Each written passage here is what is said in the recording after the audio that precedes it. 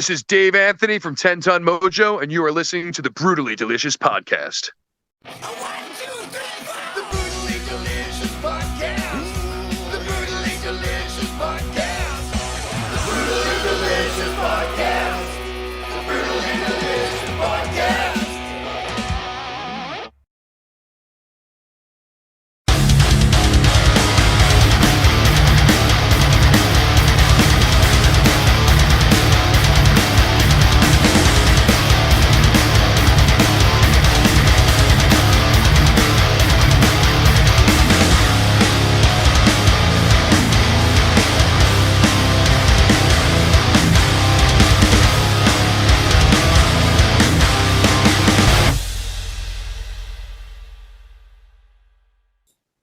Oh, nice.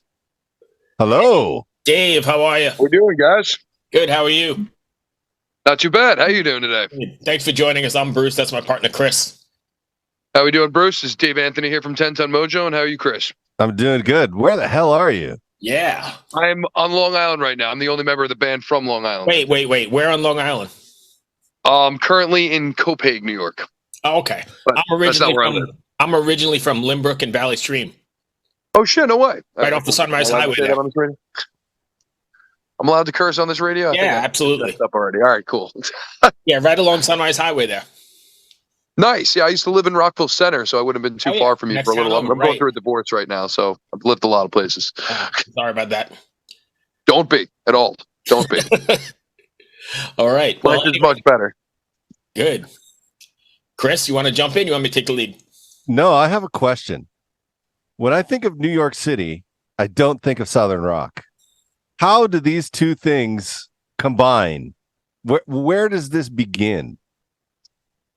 I guess it kind of began with some of the I guess the newer additions to Ten Ton Mojo, like myself and Christian, and I guess a little bit of Kenny as well.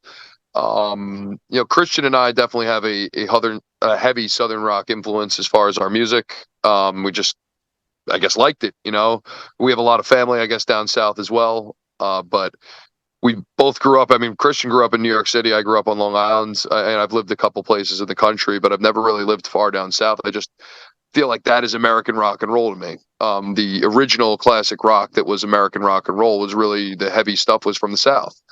You had very little from the North, a little Chicago blues, some out west, like the Doors and whatnot.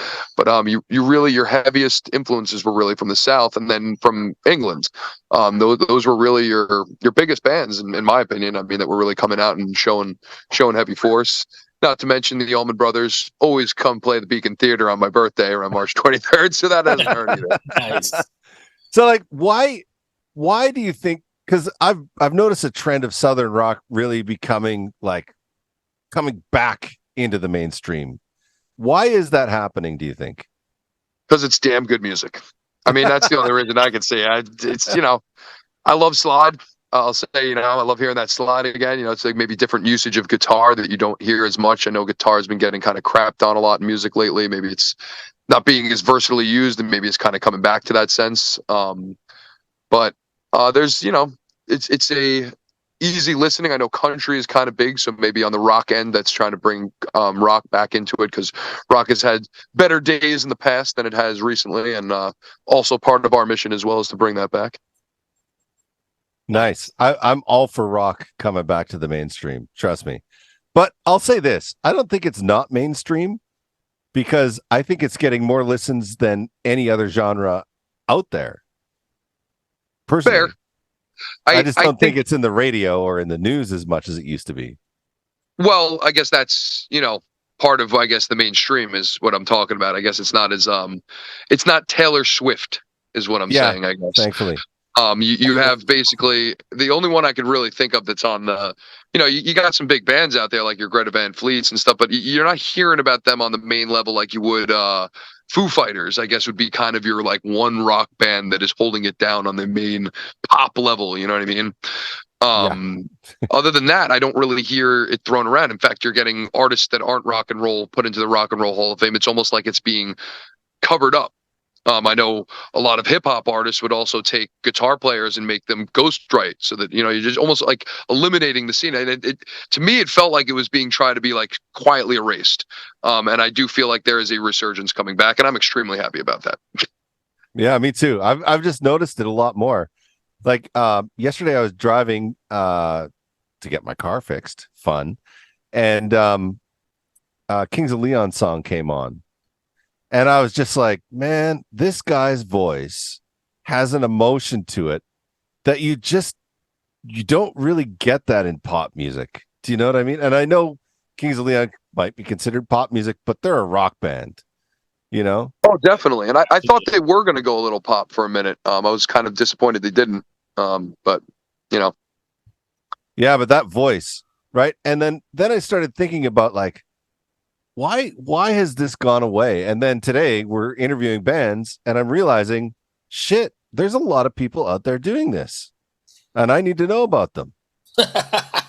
no argument. There still are a lot of us. We're just not as put out there in the mainstream as much, but we're still out there, and there's a lot of great ones. One of my favorite things about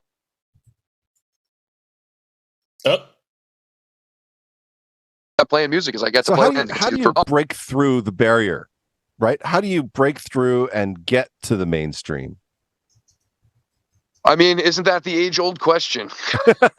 I mean, it's tough. It's very tough. I'd say, multiple means, I guess. On the grassroots level, you want to make sure as a musician that you're hanging out after shows, you're mingling with fans, you're creating new fans, you're creating some link.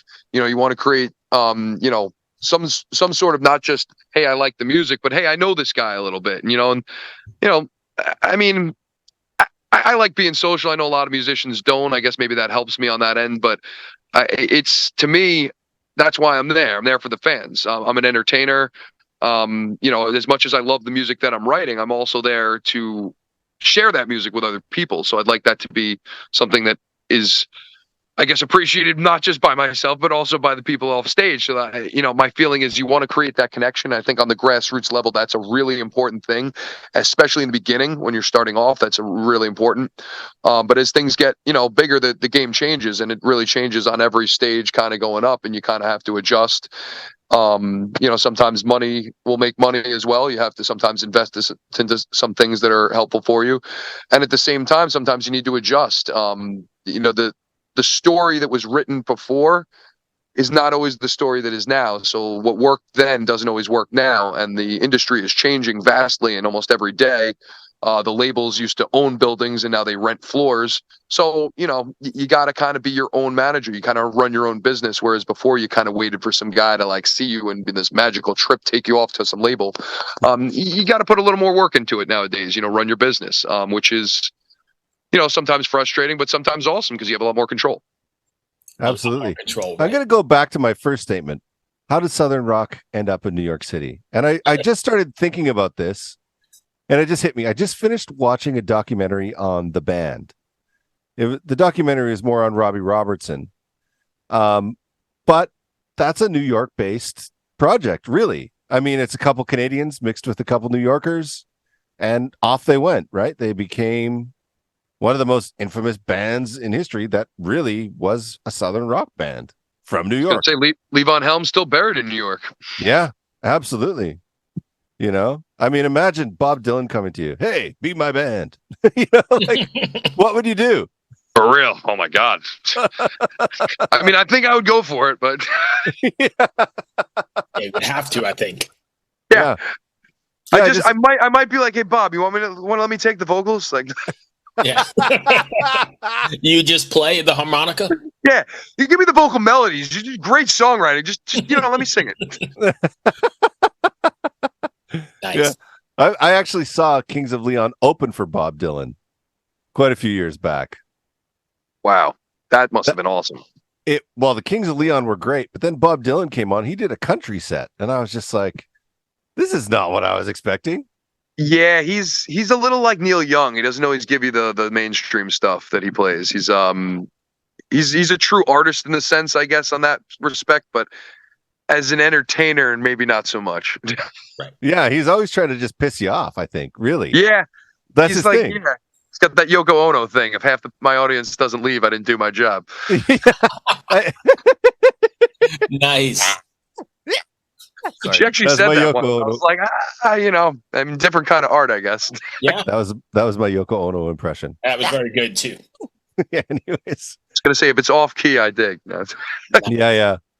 But she's How in the world- accomplished artist in her own right. How in the world did you get a hold of Max Norman to do this record? oh man, Max Norman was definitely an ace in the hole for this. He was actually through a few connections. Actually, Scott actually was the one. The Scott Lano in our band brought him to the table, and he was. I mean, just we kind of showed him what was up, and he dug it. I mean, I guess there's not. I mean, he's always he's always got work, but I guess there's not a lot of new bands that are up and coming that are able to kind of contract his work, and he was kind of happy to work with us, and we were happy to work with him, and it was a match made in heaven on that one, and just had a nice studio to go to, and everything really worked on that one. I got to say, that one kind of fell in our laps a little bit. It was great. Was it intimidating at all? I got to say no. I mean, hearing about it maybe at first, but working with him, I mean, he's a great guy. He's very easy, chill human being. I mean, probably one of the easiest human beings I've ever had to work with. I've had producers that are far less name recognized, and I would be like, wow, I'm not really sure what's going on here, but he was great. He was very easy to work with, and he's got great ideas. He's not overbearing. Doesn't make you feel like you're losing any part of your baby, I guess. And yeah, I thought it was very, very important but tasteful. Like, I didn't feel like anything was changed to the point where it was like, oh my god, but it was like it was important. It was like little subtle differences that were just fantastic. Nice. I think that's what makes a great producer, don't you? Like a producer that comes in and empowers the band to be the best version of themselves. 100%. Look, that's kind of what you and just described to me. it is, and this is why this guy has the name that he does. You know what I'm saying? He does that. I can, just like you're repeating what I said. Absolutely, that's true. Nice. So what? Rebel, Heart, and Gypsy Soul came out about a month ago. What's been the response to it so far? I mean, I got to say, I was just talking to my friend from Jersey on the phone in my car earlier, and I'm just flabbergasted about how well it's doing. I mean, I got to say, it was a personal, I guess, not to toot my own horn thing. I think it's overdue, but at the same time, I really have to be humbled about it. It's and honestly, I can't even believe how many hits we've been getting. I think we're averaging about 1,000, over 1,000 streams and followers every day now, which is just, it's awesome. And thank you everybody who's listening. I mean, we really appreciate that support, but it's been going fantastic. What are you going to do with all the millions you get from those hits every day? Yeah, I don't know about millions, but I mean, nice to be making a decent amount of royalties. But I guess at this point, we're looking to reinvest for the most part. But I wouldn't mind getting a nice house somewhere in Jersey or PA or something like that. That might be something I'm looking into. But yeah, it'd be nice to be able to lay on the fruits of the success of purely just music for a while. That'd be great. Yeah, isn't that the dream? I think it's the dream of all of us, right? It's an ebb and flow kind of dream, in my opinion. I've lived it, and I've also lost. It's just kind of when things are good, and in previous bands I've had it. I mean, I remember a time in my life where I literally didn't have a place to live, and I was just living out of my car because I knew I could afford everything in my life and just play music. And I was like, people would come up and ask me, well, what do you do? Be like, I'm a musician. Be like, no, what do you do? Be like, I live out of my fucking car and I play music. Right. Nice. That's hardcore. Yeah, I didn't last longer than my 20s. But were after you a while, the content back at the time? starts giving out. Yeah. Yeah. You were content at the time, though, right? It was, I mean, look, at the time I was happy as a pig in mud doing it. I thought I was the man. I was like, all I'm doing is playing music and I'm, living. Wow. Crazy. Off topic question. Where the hell did you shower? I'm sorry, I missed that one. Where did you shower? Oh, where did I shower? Was it the hair? I am very conceited about my hair. No, not now. When you were living in your car. Oh, yeah. I guess the hair Chris didn't is look. not judging you now. I'm not judging you now. He could be. I'm not asking you if you showered. I'm asking you when you lived in your car. Where did you shower? Yeah, I mean, I've become more of a rocker as I've gotten older, but I still hang on to some of my hippie ways. Showering has never been a major stopping point in the Dave Subert Express, but I do it a lot more nowadays, I guess, particularly in the summer. But yeah, no, I just wasn't a thing. Nice. I swam in the East River. What else do you think I did? I mean, I felt like that would be worse. I felt like my own body sweat would probably be better than the East River. But I'll key you into a little bit, I guess. I didn't really tell a lot of people this, but sometimes I used to sleep under the Long Beach Pier, and I just jump into the ocean right, in the morning like buck ass naked, before any, basically all the surfers are out there and shit. Yeah. I was probably there. I used to go to the Long Beach Pier all the time. No way. Yeah. On Long Island, yeah. I used to take the railroad out there. I was probably sleeping underneath you. Jesus. That's what that smell was then. Yeah. Me and the rest of the guys hanging out there. I was the only one playing music. How did we get here? I'm not sure. He thought I asked him if he showered. Yeah. We tend to go off the rails quite often. That's okay. It makes for a better interview. This is probably the most fun interviews I think I've ever had. This is great. It's better than, how did you get your band name? Yeah. No offense, but we don't care. Yeah, I don't. It's all good because I mean, honestly, when people ask me that question, I wasn't in the band at the time, so I always got just kind of make something up. Yeah, we don't care at all. We're more. So how long have you been in the band then? I've been in since 2019. So before me, they had a few guys kind of in between. I guess that I don't want to say anything in the past. I guess I've said stuff that upset those guys in between, but I guess things just didn't really work out. And the guy prior to that was this guy Ernie, and they had a lot of success with Ernie. And that's where most of the previous albums and stuff were from. But they fantastic band. I was just kind of doing my own thing in another band at the time, and it was had a decent amount of success as well in the Vinyl Plane. But that the Vinyl Plane was ending around then, and they were in search of a new singer around then, and it just kind of all fell into place. This guy Billy Cahood, who is the singer from Grimjack, was based on Long Island, and he knows both Scott and me, and put us together, and the rest is history. Nice. So you joined in 2019, and then 2020 hits. Were you just like, what the fuck, man? Yeah. I mean, along with the entire rest of the country, sure. Right. But, Yeah. or the world, I guess. But Yeah.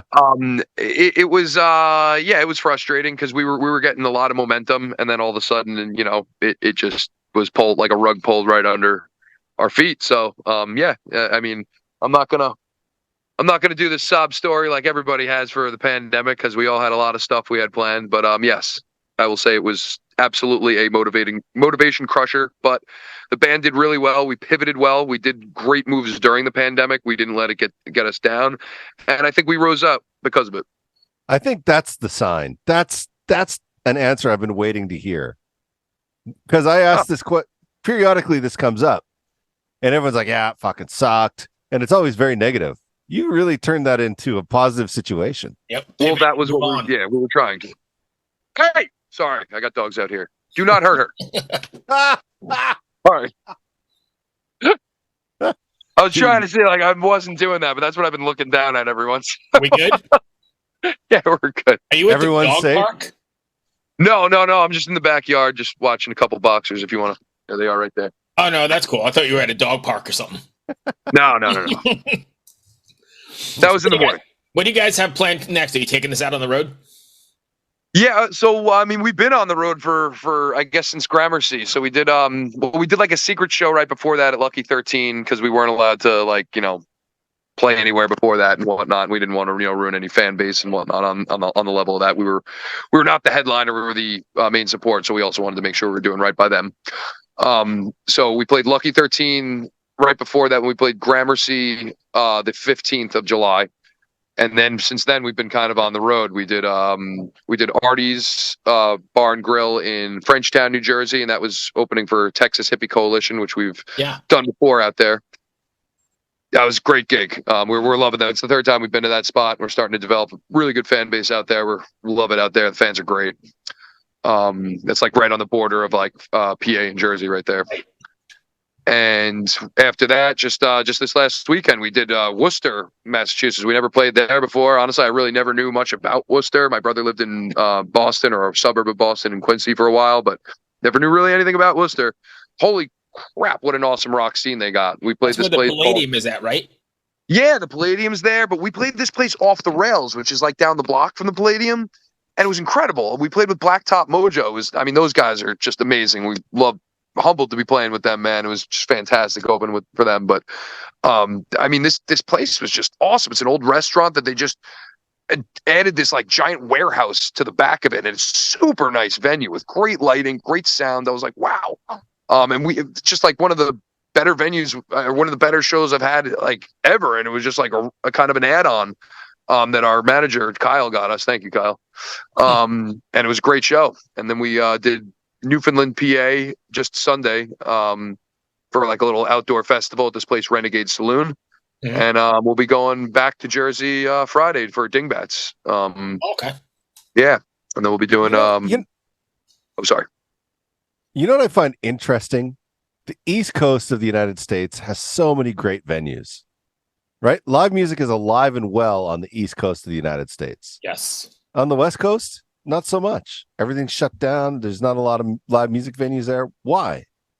Yeah, I gotta say, I don't really know. I haven't been out west in a while. I lived in San Diego in like 2016, 2015, something like that. It was a little before my marriage. And yeah, I mean the scene was a little healthier back then, I guess, but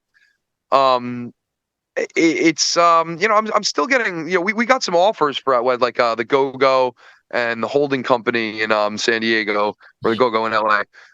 But yeah, I'm hearing that, and I haven't experienced it yet, but I have heard that it's really kind of going down out there, and I'm disappointed to hear that.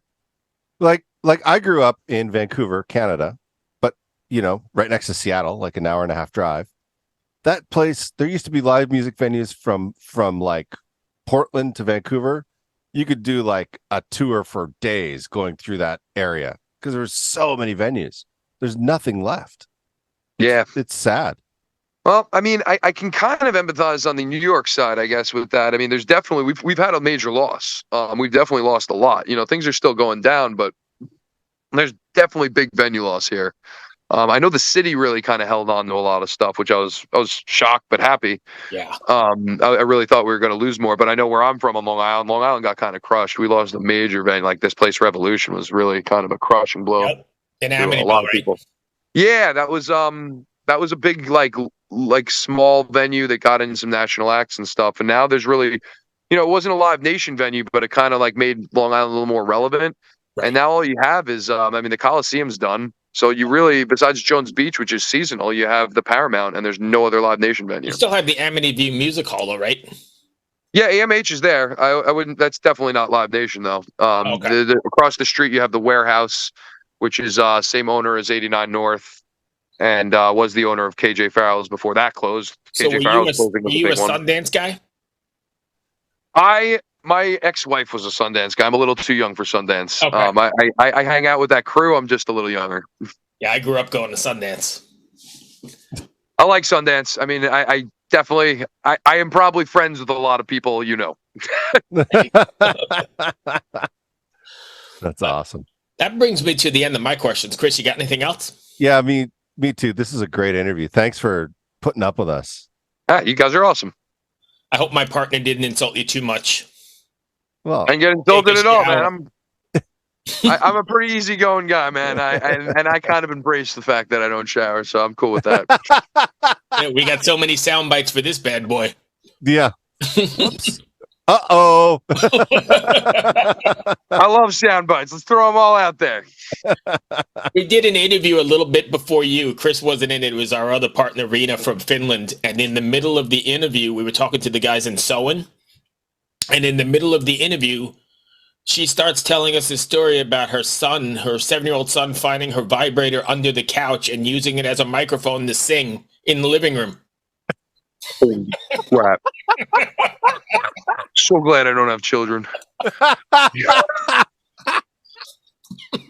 I wasn't expecting that at all. Rena's wide open, and it just became this like weird thing. That's great. I could see it happening. I wish I was on that interview. Wait. Your son did what? He was singing "Eye of the Tiger." Who just leaves that thing out? No, I'm sorry. I'm done. We all know kids. Yes. Yeah. Well. Anyway, before we go, first, if you could just tell us where fans can find you guys at. Absolutely. You can always find us at www.tentonmojo.com, but we are all over the internet, Facebook, Twitter, Instagram, all that stuff. And always make sure you check out stream us at Spotify, YouTube, everywhere streaming music is released. That's all I've got, my friend. Thank you so much. Thank you. You guys are awesome. Have a great one. You Take too, care, my cheers. friend. Be well. Free to ring. All right, cheers. All right. Bye. Peace.